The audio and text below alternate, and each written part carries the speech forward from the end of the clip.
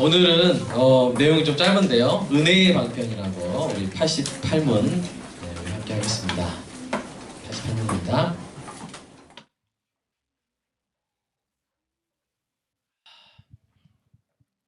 자, 제가 질문하면 여러분 대답해 보시기 바랍니다. 그리스도가 구속의 유익들을 우리에게 전하시는 외적인 수단은 무엇입니까? 그리스도가 구속의 유익들을 우리에게 전하시는 외적이고 통상적인 수단은 그의 규례들인데 특별히 말씀, 성례의 기도입니다. 이 모든 것들은 구원을 위해 택함 받은 자들에게 효과적입니다. 네, 우리가 지금 어디 하고 있는가 좀 살펴보겠습니다. 지금 거의 다 왔는데요. 지금 줄거리가 하나님의 진노와 저주에서 벗어나 은혜를 누리기까지 지금 그 부분을 하고 있어요. 84문은 사람의 각 죄의 보응에 대해서 배웠고요. 85문에서 어떻게 벗어날 수 있는가 그것을 배웠고, 86문, 87문은 85문에 나온 예수 그리스도에 대한 믿음과 생명에 이르는 회개에 대해서 배웠고요. 88문부터 이제 외적 수단들에 대해서 이제 배웁니다. 그러니까 85문에 나온 믿음, 회개, 외적 수단 이것을 계속 설명하고 있는데 88문에서 오늘 이 88문에서 그 외적 수단이 은혜와 말씀과 성례와 기도라는 것을 배우고요. 89문부터 제일 마지막이 107문이에요. 이 107문까지는 각각 말씀, 성례, 기도를 어떻게 해야 되는가를 구체적으로 그 지침을 주고 있습니다. 오늘은 좀 내용이 짧은데요. 외적이고 통상적인 수단을 하나님이 주셨다는 거예요. 이것을 통해서 그리스도께서 획득하신 구속의 유익들, 여러 가지 유익들이 있죠. 그리스도와의 연합, 효과적인 부르심, 칭의, 양자됨, 성화, 믿음, 회개, 하나님의 사랑에 대한 확신, 양심의 평강, 성령 안에서의 기쁨, 은혜의 증대, 그리고 끝까지 견디는 것. 이러한 구속의 유익들을 신자에게 적용하시는 분은 성령님이십니다. 성령님이 주도적으로 적용하시지만 그러나 우리도 할 일이 있다고 그랬죠. 우리는 어떤 일을 해야 돼요? 말씀, 성례, 기도를 근면하게, 이 외적인 수단들을 근면하게 사용할 것을 하나님이 요구하신다는 것이죠. 지금 성화에 대해서 우리가 이야기하고 있지 않습니까? 그래서 이 외적이고 통상적이라는 표현, outward and ordinary, 이 외적이고 통상적이라는 수단은 이것은 다시 말하면 확인할 수 있는 객관적인 방식을 말하죠. 확인할 수 있는 객관적인 방식을 말합니다.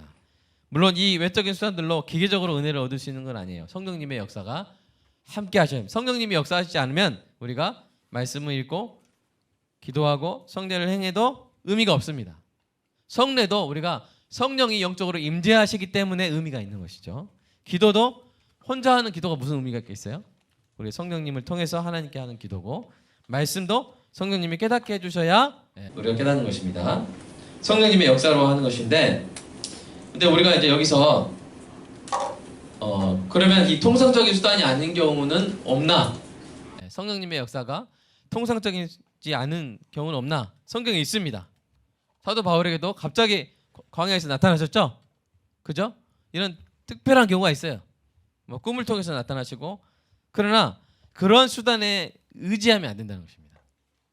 그런 수단에 의지하면, 한번 이렇게 꿈에서 이렇게 말씀하신 것 같은데, 나는 진짜 그 꿈을 통해서 받은 은혜가 너무 크기 때문에 이제부터 나는 예배 안 드리고 자겠다 해가지고 계속 자면서 꿈 꿀 때까지.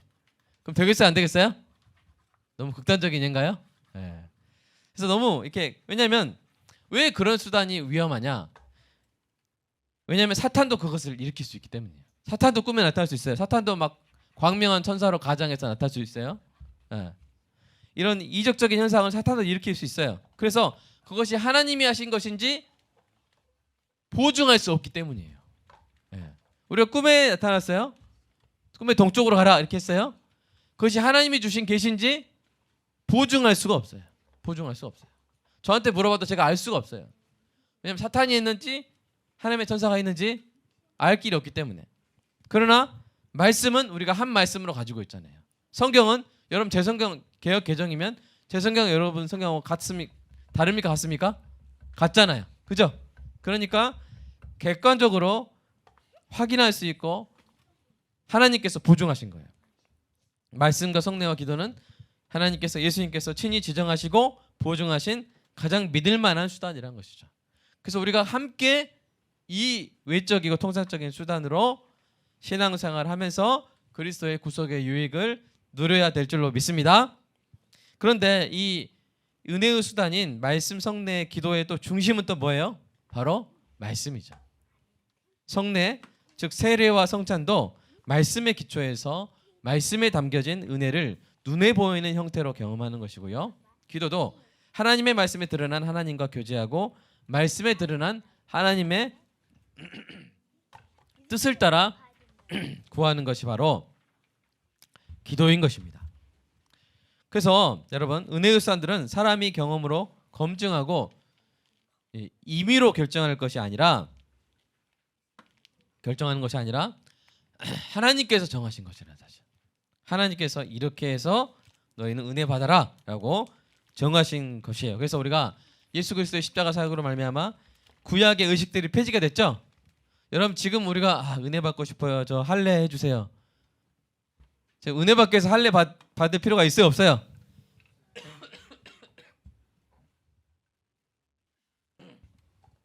은혜 받자고 막 어떤 분이 양을 데려와서 목사님이 이거 목 대가 이렇게 그어가지고 이렇게 여기서 희생제사 드려주세요. 그런 분 없겠죠? 네.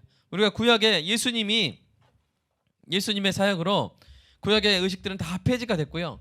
또 사람들이 이렇게 따로 만든다 해도 그것이 외적이고 통상적인 은혜 받는 수단이 될 수 없어요. 어떤 사람 막 난 등을 두드리면 은혜 받던데? 그러면서 이렇게 제가 예를 들어서 갑자기 어느 날 이상해져가지고 여러분 서로 등을 두드리세요. 은혜 받으세요. 막 등 두드리고 이러다가 막 다치고 막 그러지 않겠어요? 네, 그런 거는 외적이고 통상적인 은혜의 수단이 될 수가 없습니다. 우리 말씀들 이런 은혜의 수단들을 제정한 말씀들 우리 한번 확실히 읽어보고 정의하겠습니다. 마태복음 28장 말씀 한번 읽어볼까요? 시작. 그러므로 너희는 가서 모든 민족을 제자로 삼아 아버지와 아들과 성령의 이름으로 세례를 베풀고 내가 너에게 분부한 모든 것을 가르쳐 지키게 하라. 볼지어다 내가 세상 끝날까지 너희와 항상 함께 있으리라 하시니라. 이 세례, 그죠? 성례, 그리고 가르쳐라. 말씀 있죠? 그 다음에 고린도전서 11장 말씀 시작. 내가 너희에게 전한 것은 주께 받은 것이니 곧 주 예수께서 잡히시던 밤에 떡을 가지사 축사하시고 떼어 이르시되 이것은 너희를 위하는 내 몸이니 이것을 행하여 나를 기념하라 하시고 식후에 또한 그와 같이 잔을 가지시고 이르시되 이 잔은 내 피로 세운 새 언약이니 이것을 행하여 마실 때마다 나를 기념하라 하셨으니 너희가 이 떡을 먹으며 이 잔을 마실 때마다 주의 죽으심을 그가 오실 때까지 전하는 것이니라. 네. 떡을 먹고 잔을 마시는 것, 그것이 바로 뭐요? 주께 받은 것이다. 이 성례가 바로 성찬이 주께 받은 것이다고 사도 바울이 이야기하고 있고요. 자, 이게 한꺼번에 들어간 부분이 있어요. 사도행전 2장 시작. 그들이 사도의 가르침을 받아 서로 교제하며 떡을 떼며 오로지 기도하기를 힘쓰니. 그래서 우리가 말씀, 성찬, 기도, 이게 이 초대교회에 항상 있었다는 것을 우리가 알 수가 있고, 이것이 바로 저와 여러분이 은혜 받기 위한 방편입니다. 다른 특별한 거 막 따라가지 마세요. 뭐 기도원 가가지고 뭘 받으려고, 불 받으려고 막 기도원 다니시거나 그럴 필요가 없습니다. 우리 교회에서 예배 드리면서 기도하면서 성찬하면서 이것이 하나님이 제정하신 외적인 통상적인 은혜의 수단입니다. 그래서 우리가 적용을 들어가면요, 이러한 하나님이 제정하신 수단을 경시하고 개인적, 주관적, 신비적 요소에 치우치는 것을 우리가 경계해야 돼요. 황홀경에 빠지려고 막 그런다거나 막 꿈에서 뭘 자꾸 꿈꿔가지고, 사실 꿈을 언제 많이, 저 같은 경우는 뭘 먹고 자면 꿈꾸더라고요. 그래서 꿈꾸고 싶다 막 먹고 주무시고 이러면 건강 해칩니다. 그래서 이제 그런 거 굳이 의지하실 필요 없어요. 의지하실 필요 없고 명확히 말씀에서 나오잖아요. 어떻게 살아야 될지. 말씀, 기도, 이게 이제 일반적인 식사라면 막 자꾸 막 이렇게 어떤 뭐 간식 그런 것에 의지하는 불균형적인 그런 식단이 되는 것처럼 우리가 일상적인 이 말씀, 기도, 뭐요? 성례. 이것이 바로 예수님이 하나님이 제정해 주신 이것이 저와 여러분의 영적 양식 식탁이기 때문에 식단이기 때문에 이대로 여러분이 계속 꾸준히 드시면 저와 여러분이 잘 자라게 될 줄로 믿습니다. 두 번째로 이제 이게 특별한 행사보다 일상적인 은혜의 방편을 더 뜨겁게 사모하십시오. 우리가 이제 지난주에 수련회 했지만 막 수련회 모든 걸 걸고 막 그러진 않거든요. 우리 교회는. 왜냐하면 우리 교회는 모든 걸 언제 거냐면 주일 예배 때 겁니다. 매 주일 예배 때. 그러니까 매 주일 예배를 수련회처럼, 매 수요 기도회를 부흥회처럼 생각하면서 뜨거운 열정으로 참석하시고, 그리고 이렇게 교리 공부하시고 수요 또 성경 읽기 하시고 개인 기도하시고 이런 우리 일상적인 통상적인 은혜의 방편으로 더욱더 성숙해가는 저와 여러분이 되기를 간절히 소망합니다. 자, 질문 있으신가요? 없으시면 축도로 마치겠습니다.